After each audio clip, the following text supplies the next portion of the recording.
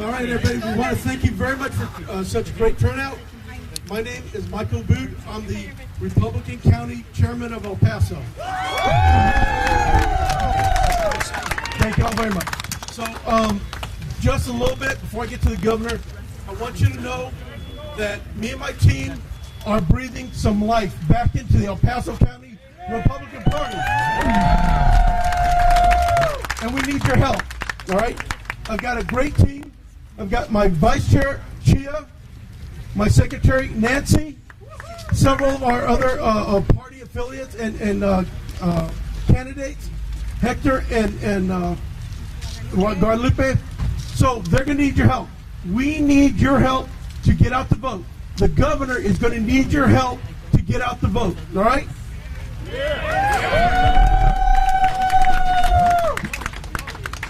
So, all right, so let me remind you, because I know you guys know this, but I want to remind you just a little bit about our great governor. All right, Governor Abbott is one of the 100 most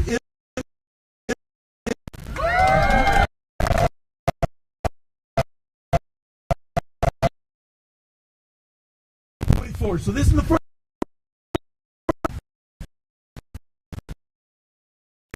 legislation he has signed into.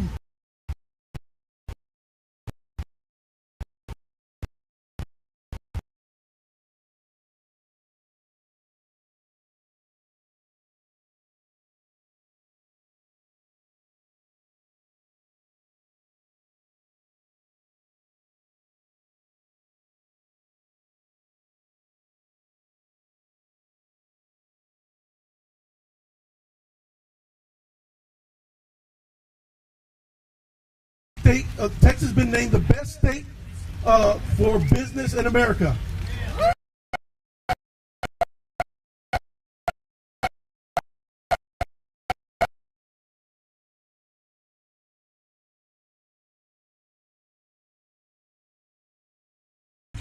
All right, that means we're growing instead of shrinking like other states.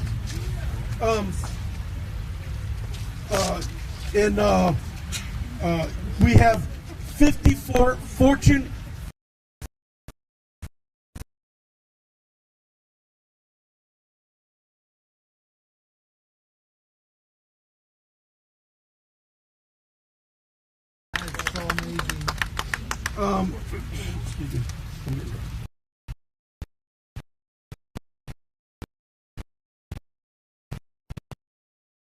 Operation Lone Star to secure our border. Everyone here knows how bad it was here in El Paso before Governor Abbott forced action and started helping us and saving us, all the crime and everything else that was going on. I used to go downtown, it was horrible. So I want to thank you, Governor, very much for that. I experienced it firsthand. The governor is working on securing Texas by developing an infrastructure, creating the Texas Cyber Command, which would be the largest state-based cybersecurity department in America. Again, Texas, because of Governor Abbott, is going to be #1 in one more thing. All right, so I want you all to join me in thanking Governor Abbott and his leadership for leading Texas and coming here to El Paso. And thank you very much, Governor. Great job for the El Paso Republican County Party. Howdy, El Paso. Good to be back again. Normally we do this inside here, but the crowd got so large they said you got to take it outside. We're outside, and we are loud, and we are proud, and we are going to win El Paso County this coming election cycle. There's something going on the border that you all saw on election night this last election, when you saw county after county on the border turn red for the first time. I know you were thinking El Paso County was just maybe only the one or one of only a handful of border counties that did not turn red, but I know you're with me that we're going to turn El Paso County red this next election. Let me tell you, it's not complicated. The reason why all these border counties turn red is twofold. One, they saw that the Democrats who used to govern them, the Democrats who were governing the presidency like Joe Biden, they had abandoned any hope or any opportunity for a future for anybody living on those borders. And they want someone who provide hope and opportunity for that future, and that is the Republican Party of Texas. The second thing is, all they had to do was to open their eyes and see common sense. What we were doing is common sense. What the Democrats were doing, violate common sense. Here's an easy example. We should have only girls participating in girls' sports. That's why I signed a law. I signed a law of no boys in girls' sports in the state of Texas. That's why it's Republicans who are against these open border policies. It's Republicans who will secure our border and deny illegal entry into the United States of America. That's exactly right. It's also, listen, there's a massive difference between the Republicans and Democrats as it concerns public safety, as it concerns crime in our cities. We believe that you should have safe streets to walk on and go shopping in and work on, and that's why Republicans are cracking down on crime in our cities. Listen, we need a whole lot more in addition to all that. Did a whole lot more during the session that Michael made some reference to. I'll pass on some of it.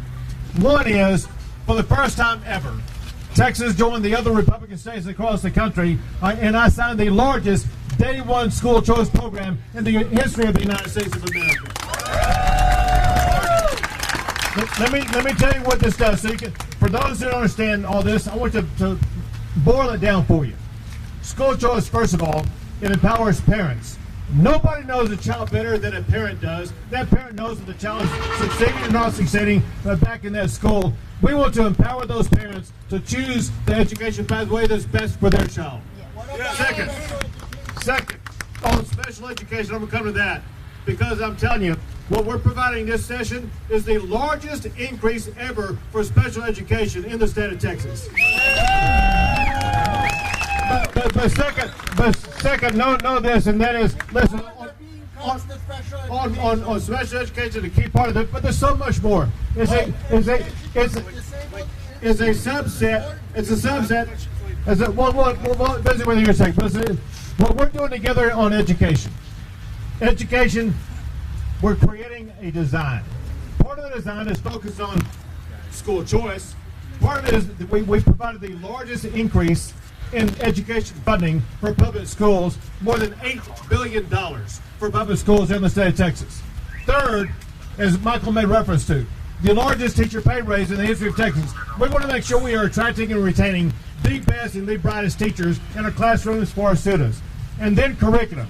We saw in the aftermath of COVID some of the horrible things being crammed down the throats of our kids, and so many parents were so angry about it. That's why we changed curriculum. We eliminated the woke agendas from our classrooms. We're focusing on education, not indoctrinating our kids in the classroom anymore. So let me tell you what is really behind all this, and that is, yes, we wanted to pass school choice. Yes, we wanted to empower Texas. But I'll tell you this. Anybody's heard me speak before know that I typically start out by talking about all the ways in which Texas ranks number one. If all I did was to get up here and read off a list of all the ways we rank number one, that would be a 30-minute speech. But so what I decided, I'm the first governor in the history of Texas to say, we need to add another number one ranking to our record. Texas must become number one in educating our kids. And when you put all those pieces together, we're on the pathway to taking the step to make sure we are going to be ranked number one in educating our kids. But listen, there's a lot more that we did from a practical perspective. This is common sense, and that is we protected the privacy of women in their restrooms here in the great state of Texas.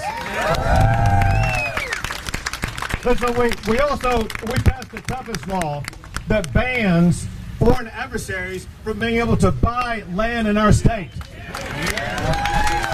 You should not have the Chinese trying to buy land next to Fort Bliss, and now they're prohibited from doing so. We're going to protect our military installations here in Texas. There's a lot to do between now and this next November, gearing up for the election process. But there's an election going on right now. Early voting began this Monday. It goes through next Friday. And then the first Tuesday, there's an election taking place where there are very important 17 constitutional amendments where we're counting on you to help change the future of Texas. Let me walk you through some of these so you can know what's at stake and why you have to go vote. One is focusing on what's called fixing the broken bail system. Because of the leftist judges we have in the state, because of people who wanted to not obey the law, there were people who were arrested for murder and then let out by these progressive judges only to murder somebody else. That's outrageous. And so we rewrote the bail law, however, it requires a constitutional amendment. And what that means is you have to go vote on this. It's Proposition 3. Vote yes on Proposition 3 to ensure that our most dangerous criminals, murderers, rapists, and human traffickers, they will be kept where they belong, behind bars while they await trial. Vote yes on Proposition 3. Another one that's essential to our future, and y'all may be dealing with this out here in El Paso, and that is we have a growing population, growing businesses, but dwindling water supply. We need to improve our water supply in Texas. Yes. Proposition 4 is to increase that water supply. We're using $20 billion, not a single penny more in taxpayer money. We are prioritizing our budget, like you have to prioritize your budget. We are prioritizing our budget, saying water is important, and we want to use this $20 billion to make sure that half of it will be used to fix broken and leaking pipes. The other half will be used for new water sources to make sure that future generations are going to have access to water. So vote yes on Proposition 4.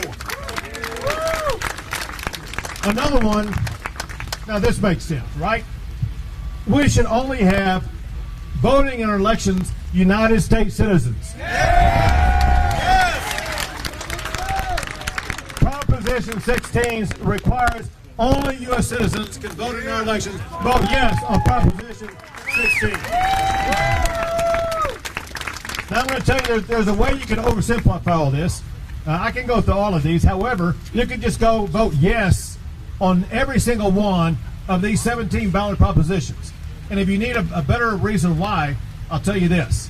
And that's because more than half of these propositions either abolish taxes or cut taxes. Let me give you several examples. We want to make sure there's no capital gains tax. There's a proposition that will completely ban a capital gains tax. We want to make sure there's not a death tax or inheritance tax in the state of Texas. Vote to abolish it. There's going to be a confusing worded proposition on there. It's Proposition 6. Anyway, Proposition 6 says it wants to ban an occupations tax on financial institutions. Bottom line, we don't want an occupations tax. We don't want your financial industry to be taxed. So vote yes to ban those taxes on Proposition 6. And the last one I'll tell you about, listen, our small businesses are the most important businesses we have. Like the one we're in front of right now. This cantina, this cocina, listen, this is a small business. The way the Texas tax system works, they have to pay what some people call an inventory tax or personal property tax on their tables, their chairs, their refrigerators, their cookers, their grills, things like that. Right now, the first $2,500 of the value of that is exempt from that tax. To be honest, that's not very much. If you vote yes on this proposition, it's going to increase that exemption from $2,500 to $125,000. That's going to be a tremendous savings for restaurants like this and small businesses across the entire state. And then there are 5 ballot propositions you can vote yes on that will cut and reduce your property taxes in Texas. Let me tell you about 2 of them. One is a proposition that increases the homestead exemption that exempts the amount of valuation of your property that you pay a school district tax on. Let me simplify this for you. Say your home is valued at whatever it's valued at. The first amount of that home is going to be exempt from being taxed. When I became governor, the amount of that exemption was $10,000. If you vote yes on this proposition, it's going to increase that all the way to $140,000. The first $140,000 on your home is not going to be taxed by the local school district. And if you're a senior or disabled, that's going to be increased to the first $200,000 that you will not pay a property tax on for your school. So that's going to mean more money in your pocket. Bottom line is all of these propositions together, they're going to change the future of Texas. But here's the deal. There's only one way to get those propositions passed, and that is to you go vote for them. So here's what I'm going to do. I'm going to stay here and take a picture with everyone who wants a picture under one condition, and that is you guarantee me that when you leave here, you're going to go vote. And I'm going to simplify it for you, because I have here the closest voting location, the YWCA West, 313 Bartlett Drive, is less than 2 miles away. I can make it there myself in 5 minutes. I know you can too, so I'm counting on you to go vote. Don't put it off till tomorrow. Don't put it off till next week. Go vote yes today on all 17 of those ballot propositions, and you will have made the great state of Texas even better. God bless you all, and God bless the great state of Texas.